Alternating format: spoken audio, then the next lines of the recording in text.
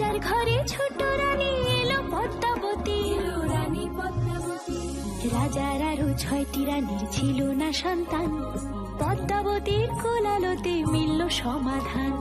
বছর যেতে জন্ম নিল 7 ছেলে 1 মেয়ে, হয় খুশির আকাশ হঠাৎ কালো মেঘে গেল ছেয়ে।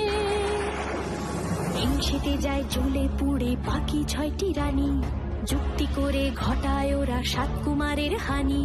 সুযোগ মতো 7 ছেলেকে মাটিতে দেয় পুঁতে, বাঁচে একা পারুল, ওরা পায় না তাকে ছুতে। ধাইমা বাজায় সেই মেয়েকে বড় করে তোলে, 7 ভাইকে পায় যে পারুল 7টে চাপা ফুলে। এত কিছুর পরেও রাজার বিপদ যে কাটে না, সূর্য নগরে সুখের সূর্য আর ওঠে না। হিংসা বিবাদ বিচ্ছেদ আর প্রেমের কাহিনীতে পারুল বোন কি পারবে 7 ভাই চম্পাকে জাগাতে।